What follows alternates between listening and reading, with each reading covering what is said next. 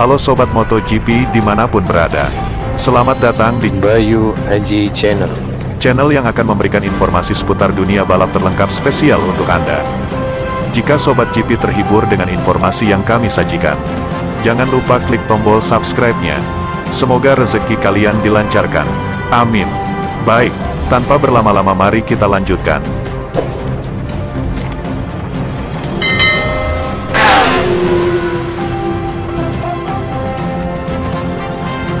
Kawasaki dikabarkan ingin kembali ke MotoGP setelah meminta jatah wildcard kepada CEO Dorna Sports Carmelo Ezpeleta. Tim pabrikan Kawasaki terakhir bertarung di MotoGP pada musim 2008 bersama Anthony West dan John Hopkins. Pada MotoGP 2009 pabrikan asal Jepang itu menyuplai sepeda motor untuk Hayate Racing Team dengan pebalap Marco Melandri. Itu adalah kali terakhir Kawasaki tampil di MotoGP. Setelah meraih mendominasi ajang Superbike sejak 2015 bersama pebalap Jonathan Rea, Kawasaki diklaim Ezpeleta ingin kembali menjajal MotoGP lewat jalur wildcard. Namun permintaan itu ditolak Ezpeleta. Baru-baru ini Kawasaki meminta saya untuk melakukan wildcard di MotoGP menggunakan sepeda motor Superbike mereka.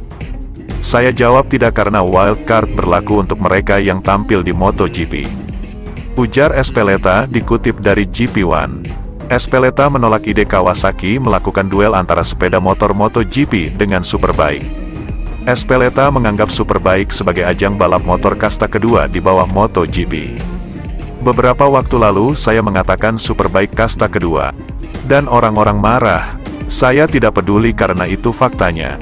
Ucap Ezpeleta. Ezpeleta kemudian menutup peluang Kawasaki kembali ke MotoGP. Setidaknya hingga musim 2022. Ezpeleta tidak ingin kondisi keuangan MotoGP memburuk karena terlalu banyak tim. Sejujurnya kami tidak punya tempat untuk tim lain saat ini. Untuk 2022 Aprilia sudah meminta tempat untuk tim pabrikan. Dengan begitu kami akan punya 6 tim pabrikan dan jumlah tim satelit yang sama. Ujar Ezpeleta. Jika contohnya Kawasaki ingin masuk, maka mereka harus mencapai kesepakatan dengan tim yang sudah ada di dalam MotoGP. Dari segi olahraga, semakin banyak tim maka akan lebih baik. Tapi dari sisi keuangan model saat ini adalah yang terbaik.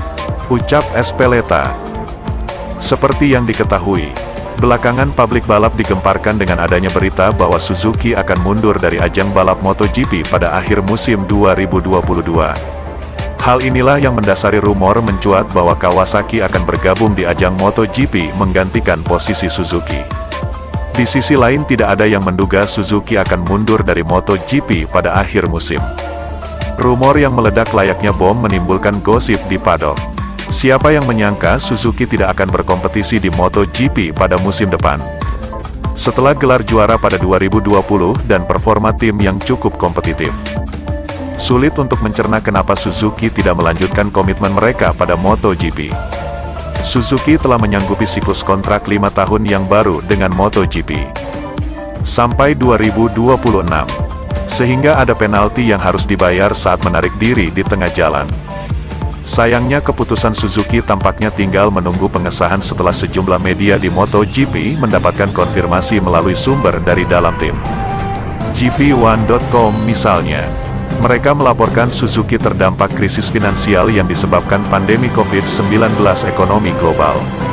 Soal urusan budget, Suzuki memang tidak semewah dua pabrikan asal Jepang lainnya yaitu Honda dan Suzuki. Manajer tim Suzuki X-Star Livio Suppo tak bisa berbicara banyak walau pekan lalu membagikan rencana tim untuk mempertahankan duet Joan Mir dan Alex Rins. Sobat GP jangan kemana-mana karena setelah ini masih ada berita menarik lainnya. Baik, tanpa berlama-lama mari kita lanjutkan.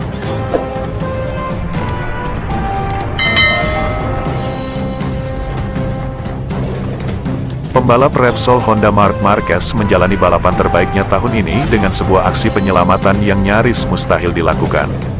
Rider Repsol Honda itu mengaku dirinya terbantu oleh para fans di Jerez.